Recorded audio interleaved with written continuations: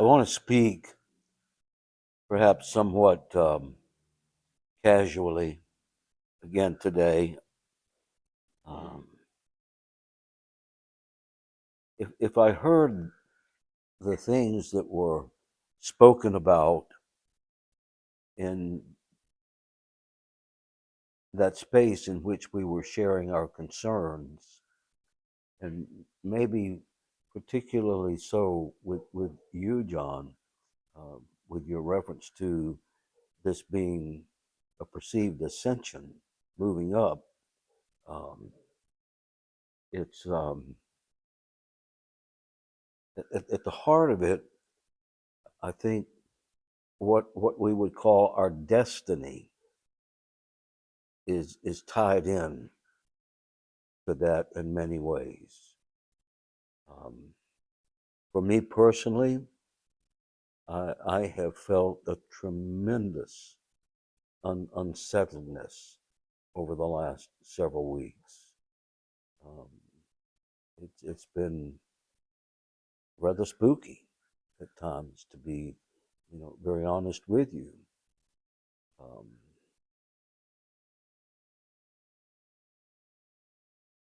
I did have an opportunity Friday night to go out and have a fun night. Liz and I went downtown Athens on a Friday night before a major football game. Didn't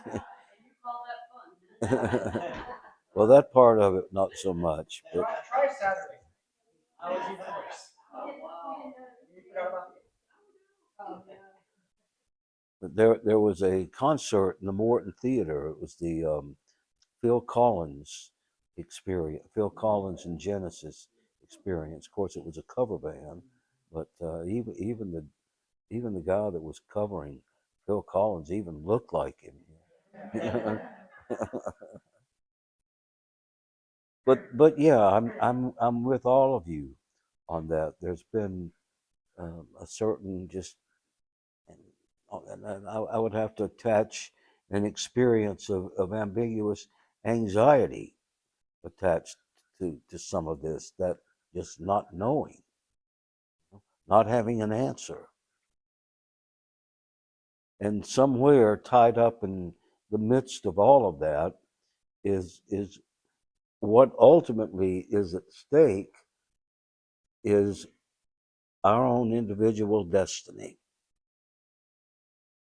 It is my conviction that when we incarnated into this present earth walk, we did so with an agreement that we negotiated with the Creator prior to coming down here.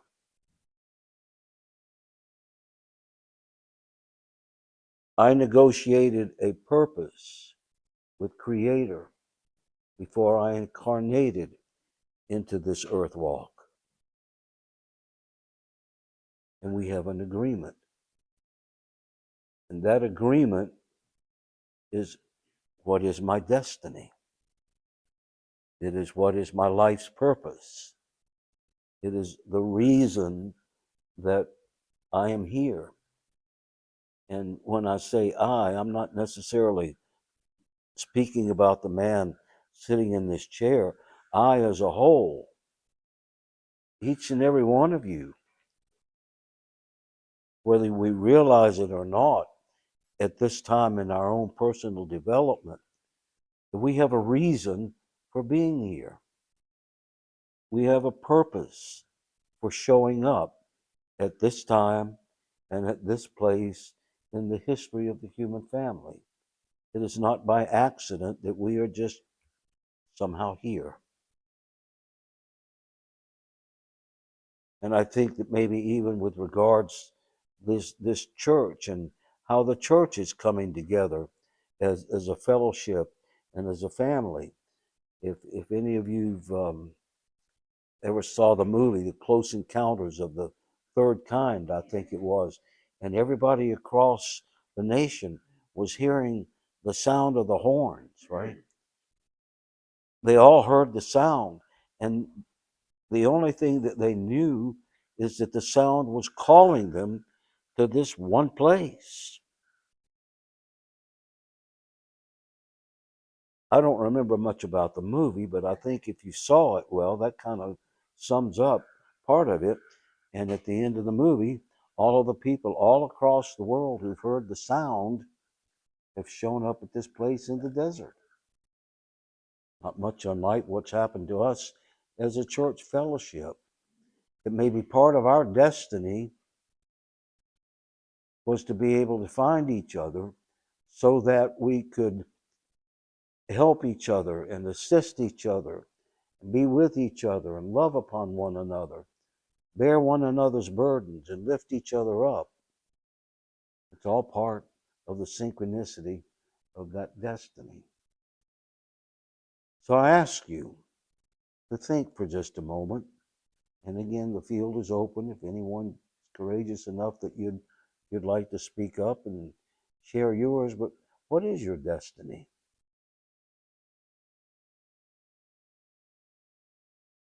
What is your destiny? Why are you here?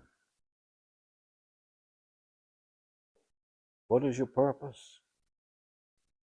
Quite simple when you think about it, and overlay the complexities, um, and the so many depths and layers and levels of self-awareness and discovery of the things that some of you have talked about this morning. And when I raised the question, what is your destiny? Maybe some of us are still struggling with trying to figure that out. You know, in the old days, our young men went on their vision quest. The Lakota called them Humblechia. We don't do that anymore, and that's a sad and unfortunate thing. Is we're raising a generation of people who really, unless they stumble on it by accident, don't have a clue what is their destiny, what is their purpose, and what is their reason for being here.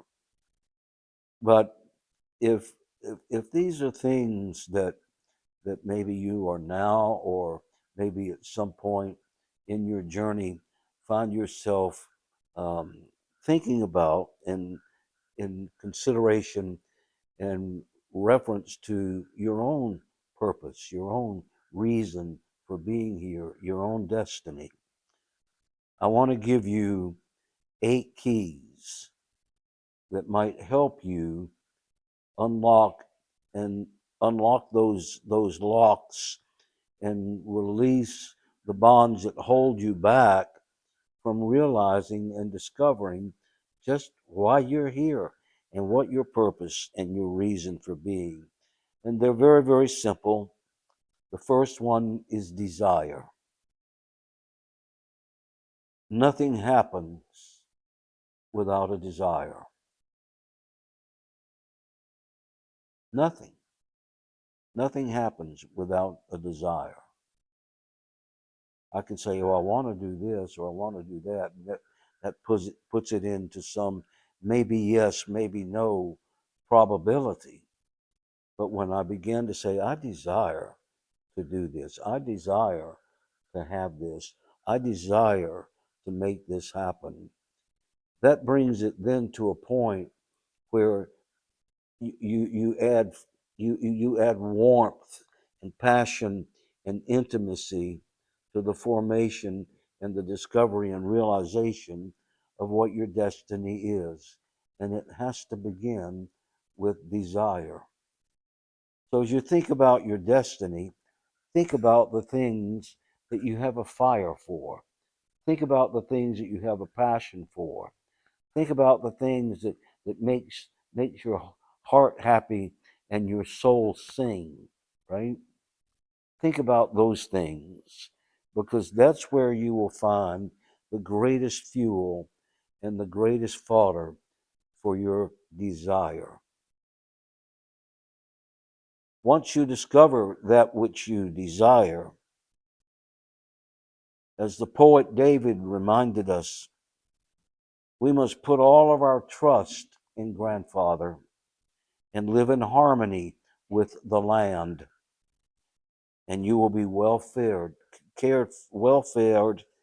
and cared for. Make grandfather your greatest pride, and he will give you the desires of your heart. Trust grandfather to show you the road to walk, and you can be sure that he will walk it with you. He will make your good deeds shine like the dawn, and your just ways like the midday sun. Once you have a dream, a desire, then we move it into the dream stage, into the dream state. That's the place and the time that we focus our attention on what is it going to look like when I get there? What what is it going to look like? What is life going to look like? How am I going to look? How am I going to feel? How are my relationships going to define themselves and look and attract themselves when I'm living out my destiny? This is the part where you begin to see it. And very little happens until we can first see and visualize that in the mind. One of the apostles said that in the last days, Creator will rain down His Spirit upon all human beings from every nation, and your sons and daughters will prophesy, your young warriors will see visions, and your elders will dream dreams. This is where we begin to put the paint on the canvas, Angela. This is where we begin to put words on the paper. This is where we begin to, to, to begin to plan and put together the how to, the what to, the when to, so that our destiny becomes a greater manifestation. The next key is decision. We can have all that other stuff, but until we stand in courage and in alignment with the seven sacred teachings and with humility, honesty, courage, and great respect, make a decision to say yes, to say now, to say here, to say move, to say go, to say do. And then once you've announced to universe, to creator, and to yourself, you move that agreement to another level. And that level now is the next key to manifesting your destiny, and that is direction. For if you don't know where you're going, any old road will get you there.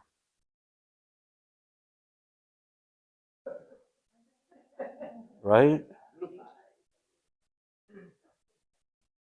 So this is where we take it all to Creator and ask for the help that we need, and ask for the guidance, and ask for the directions to show us the way, to shed the light on the road on which we must walk and must not stray. That happens in our good prayers. When we come to the altar, we ask prayers and make prayers for the help that we need to live the life that we're called to live and fulfill this agreement and live out our destiny as it was created and intended to be when we came here and incarnated into this earth walk. And then following direction is determination. Determination, an unwavering and an uncompromisable commitment to succeed, to do, to fulfill, and to manifest it. We must be determined men and women when it comes to living out the power of our destiny, not only individually, but as a community and as a fellowship as well.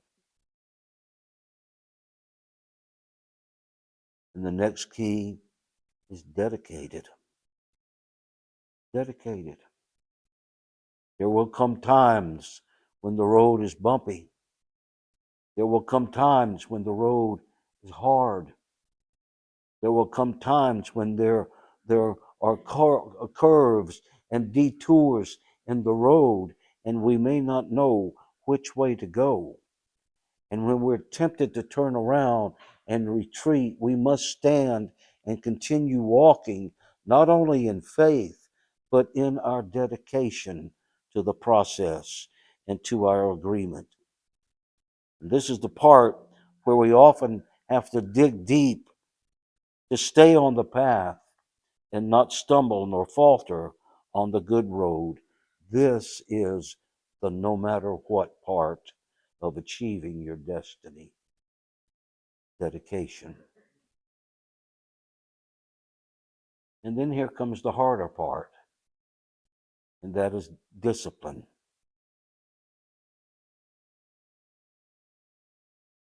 The discipline to stick to it no matter what. The discipline of figuring out what works and figuring out what does not work. Understanding what old paradigms and thoughts and habits work and which one of them no longer serves us in a good way.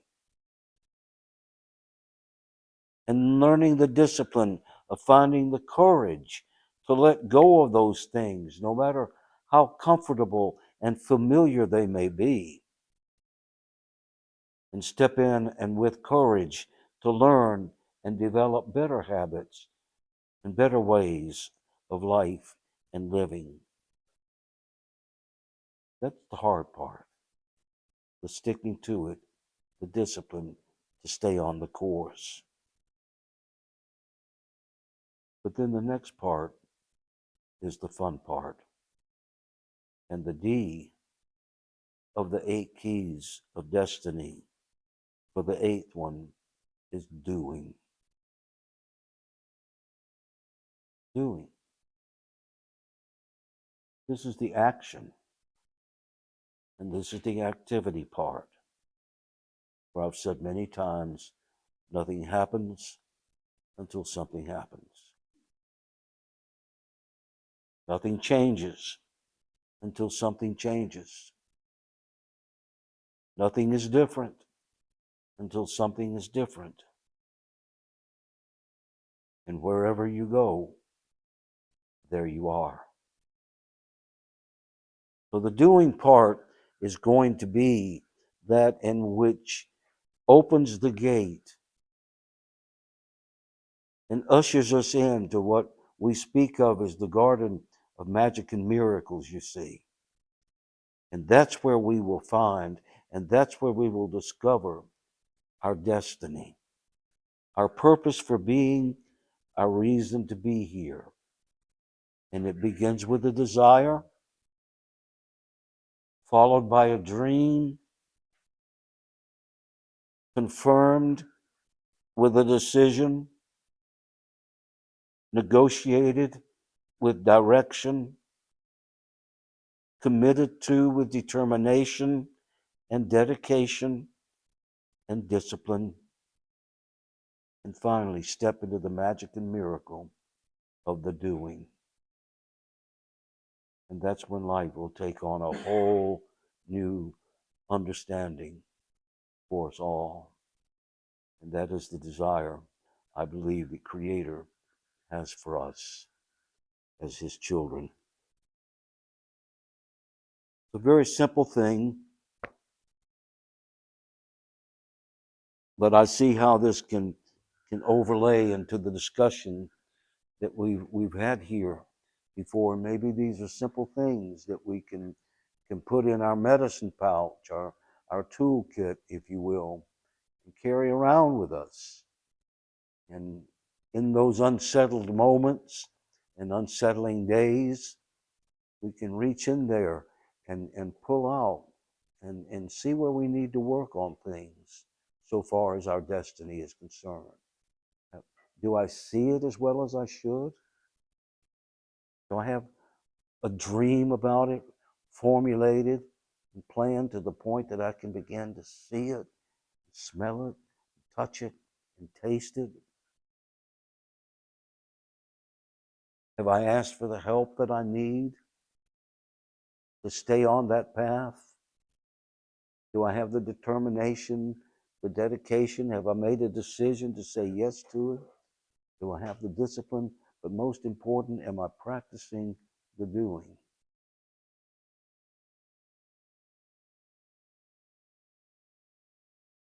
And it is my prayer that that will help you along your journey way as we walk this good red road together with love and care and support for one another. Now we come to our altar, and as I think it was Angie who mentioned how beautifully the altar is laid out for us every Sunday, and always grateful for Maria and John for their love and care and attention to making this happen. Angela and Donald, not much has changed in our altar since you were last here, but I would like to make you aware of one thing.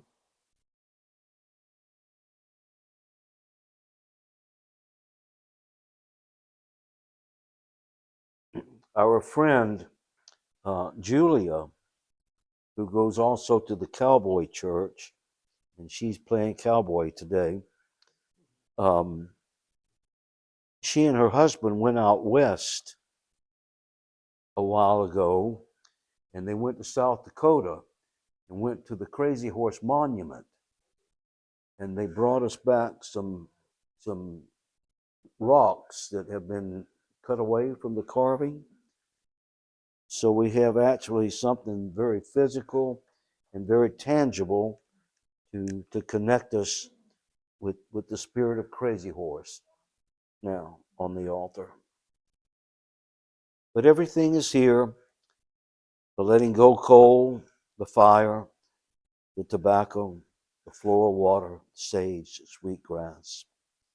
So let's come now and make our good prayers.